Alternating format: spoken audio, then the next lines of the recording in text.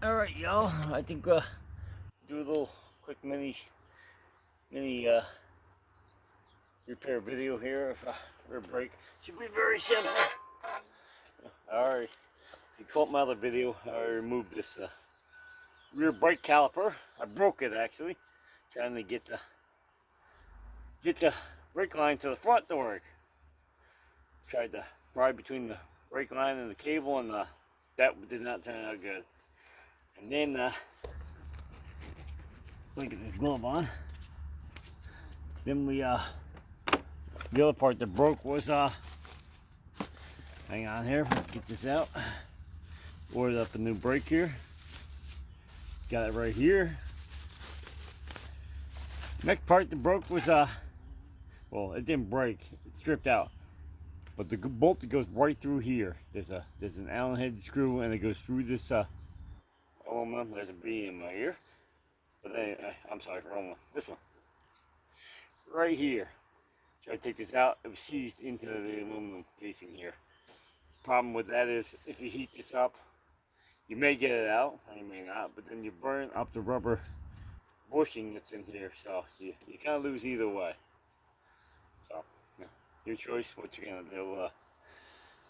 I chose to buy another caliper, and just get it over with.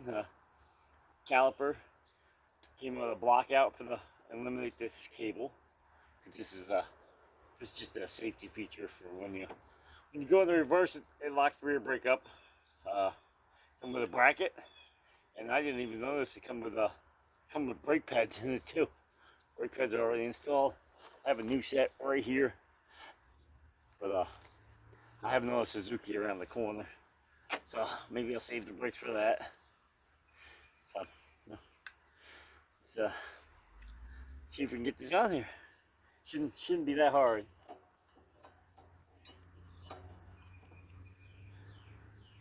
Got my bolts here, right here, right there. Put some NICs on them already, because if not, the bolt will get seized in the aluminum down here if you ever need to change the brakes again. One there, one on the bottom. Nothing hard. Anybody can do this.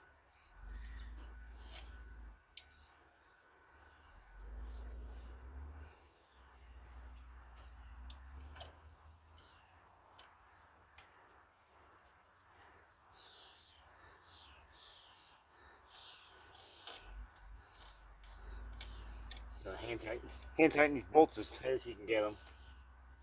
You know, save you on some ratchet time, or in this case, a ratchet wrench.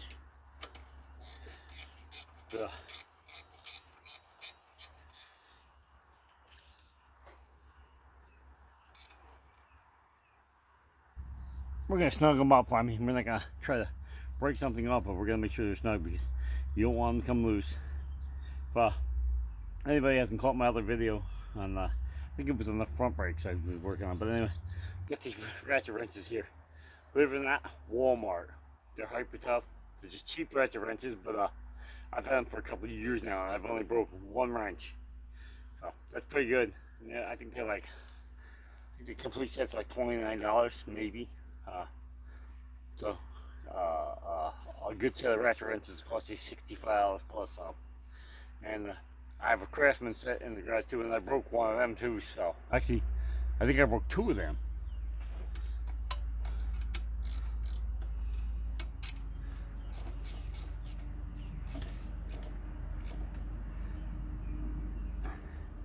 The only part about these wrenches that is way more convenient than some of the other ones, there's no lever here to flip back and forth to switch the direction. You just turn the wrench over. There's nothing more simple than just turn the wrench over and it goes the other way. Oh, amazing. But anyway, besides that point, but yeah, these aren't bad. So we have two 12s, one here, one here. We got a brake line, and this is the old, which I might reuse. No, that one's awful long, but anyway, this is the old bolt banjo fittings, as they're called.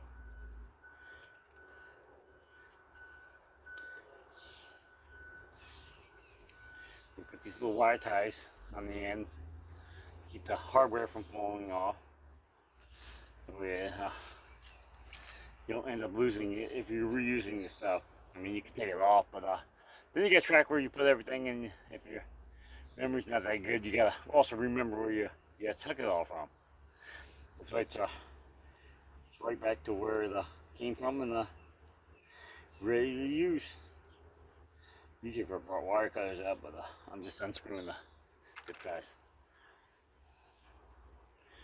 There's a crush washer.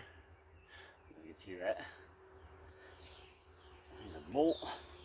Seems to be a little rusted. I don't know what that is.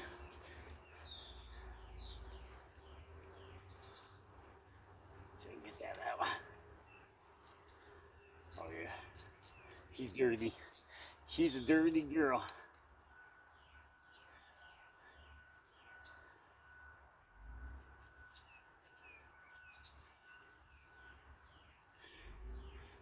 There she is. I don't know if I'm in front of the camera correctly or not, but we got crush washer, and we go brake line fitting. Then we got another crush washer down here. It won't come off, but trust me. Get closer to the camera. There's a crush washer. There's another crush washer right there, and then the bolt. So this was be what seals this line from leaking. I'm seeing a lot of rust in the line here. I mean, a lot of rust. I might pause this video for a second and actually go get some fluid and maybe an air wrench, air gun, and blow some of this fluid back to the line here. Because you don't want to put that rust into the new caliper for sure.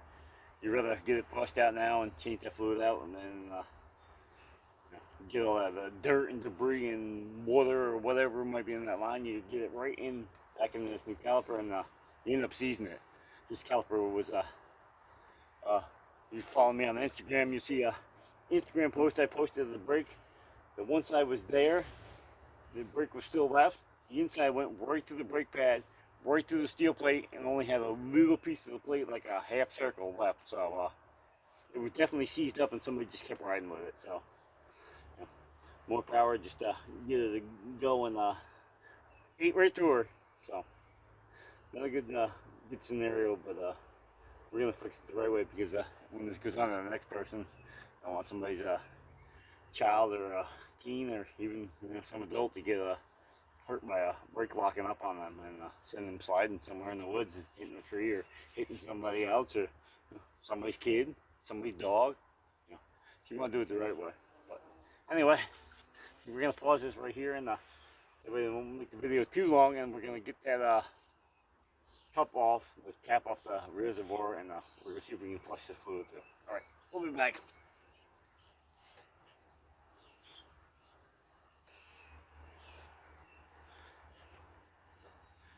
All right, we're back for a quick second here. I got the tripod sitting on the back tire. We're not sure how long that's gonna last.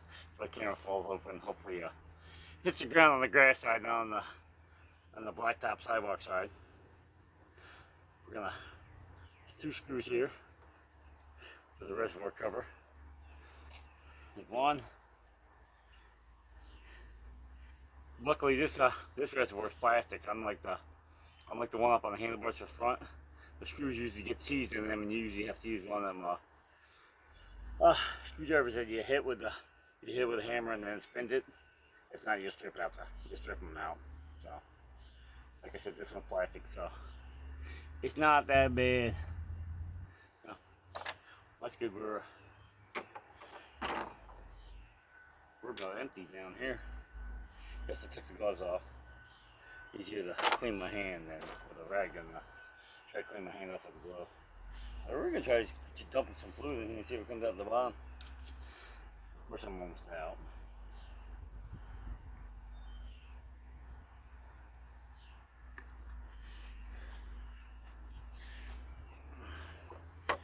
gonna try pumping the brake with my foot here. See if I can get some fluid out the bottom. Actually, believe it or not, the fluid coming out the bottom is actually pretty clean. Let's set this cover back on here so we don't get nothing in here. Actually, I'm gonna set the cover on here and I'm gonna get the screws back started because I know me. I'm gonna move the quad and forget the screws in the. They'll be gone. They'll be running over to the toolbox and seeing if I got extra screws or I'll be running over to the old tractor supply, which is right across the lot over that way, and getting some more screws. But anyway, we'll move it down to the bottom here again. Don't get dizzy.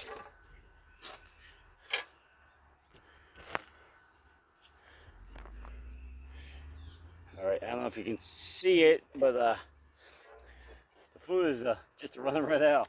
It's clean now. We're gonna get this banjo fitting off of here and put these washers on there and hook up this line. We might be good to go. Now I see why this bolt's longer. These fittings are the washers are considerably thicker than the OEM ones. I'll move the camp out of the way here. Get this started. Where's my rag?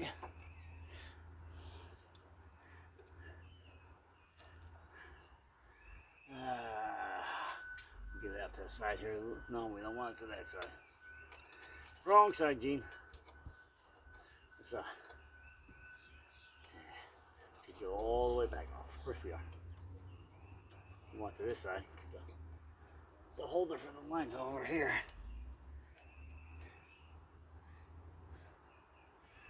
Well, this is a good idea.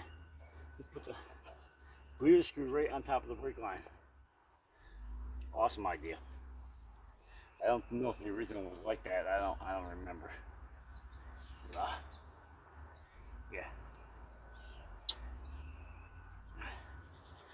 I don't know if this will work. I'm gonna have to put it to the other side. There's no way to tighten that. You tighten it there, you won't get the cap back off. Alright, let's try something here. Get this situated. There we go. Try that.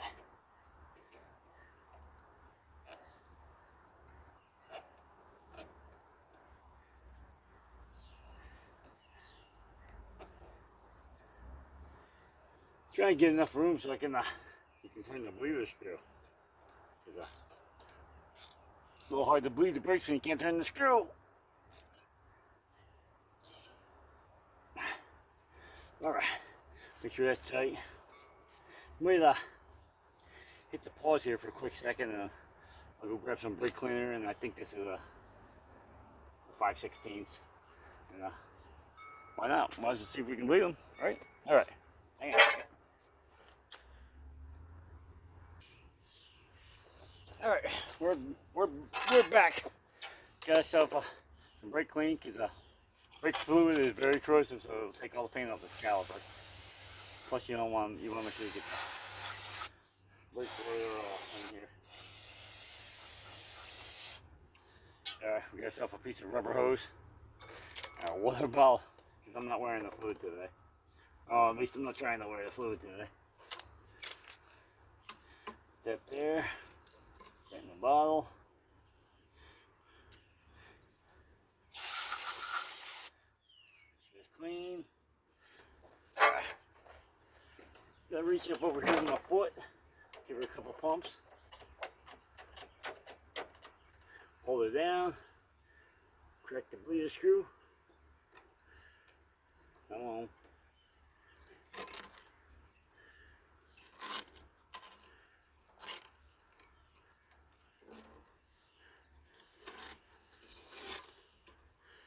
Nothing. Alright, tighten that back up.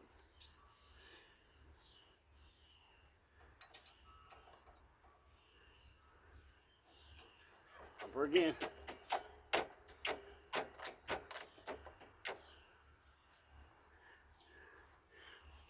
Oh, grab my bottle. This is fun by yourself. It's like yoga. Crack that bleeder.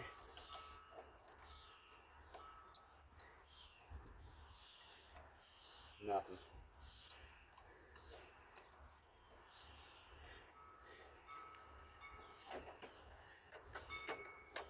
If you don't pedal,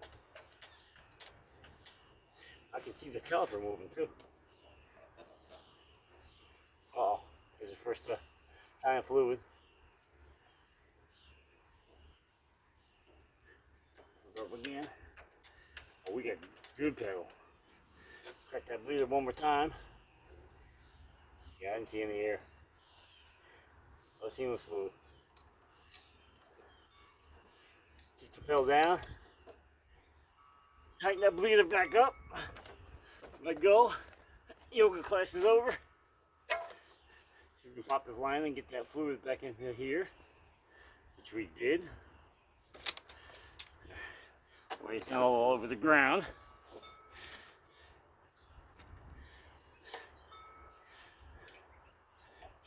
Make sure we get the bleeder snug.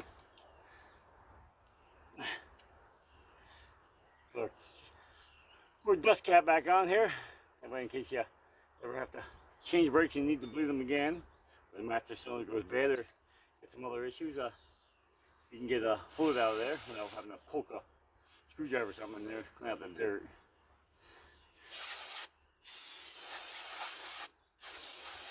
Make sure we degrease everything with a brake clean here.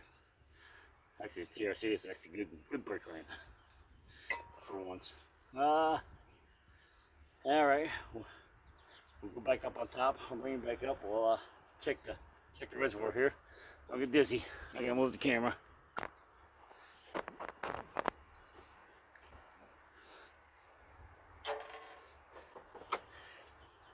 Gonna grab our Phillips here. Pop this cover off again. So we can top our fluid off. Actually, that was one of the problems with this quad, why it hasn't progressed any much farther. First of all, it's a 1990 LT250S.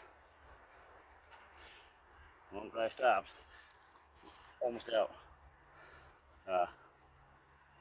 Hang on, let me fill it back up. Top her off. Only brake fluid. Anyway, back to what I was saying. Oops, let's put the cap on upside down. It's an LT or 1990 LT 250S. The problem with this model of quad, four-wheeler, ATV, whatever you want to call it. Of course, we're dripping brake fluid too. We want to make sure we get the brake clean and get that off the frame. But anyway, problem with this quad is it wasn't that popular. They made this quad and a two-stroke version of this quad basically at the same time. I think their idea was to have a broader sales market that way. You know, the more types you have, the more people will buy. Some people don't like two-stroke, some people don't like four-stroke. So they made both. The problem was the two-stroke was so fast and so good. This one bombed. Get a brake clean here. We're going to go and wash down whatever that brake fluid just dripped on.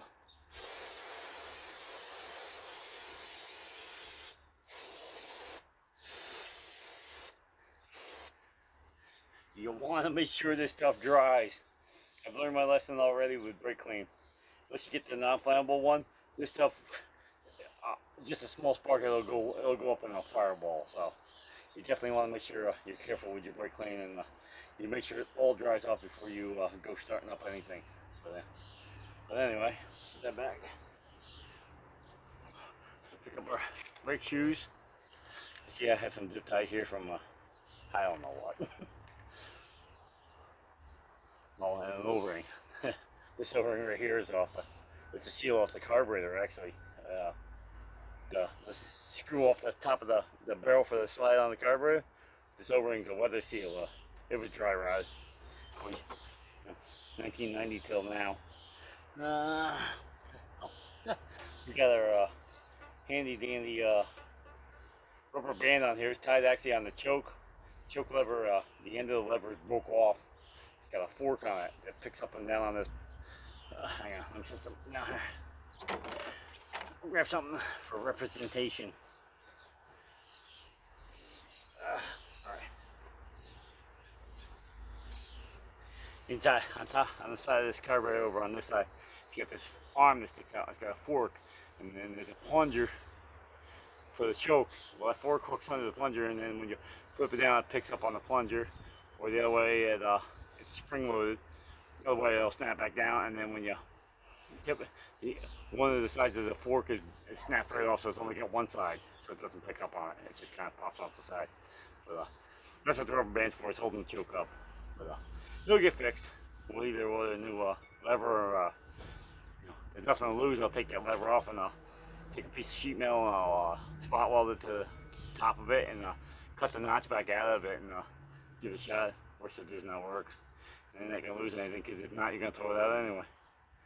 Whew, there's some rust in there. I don't think you can see it, but right inside that hole right there, it's rusted. This hole goes through here, comes out here, so your brake fluid gets fed.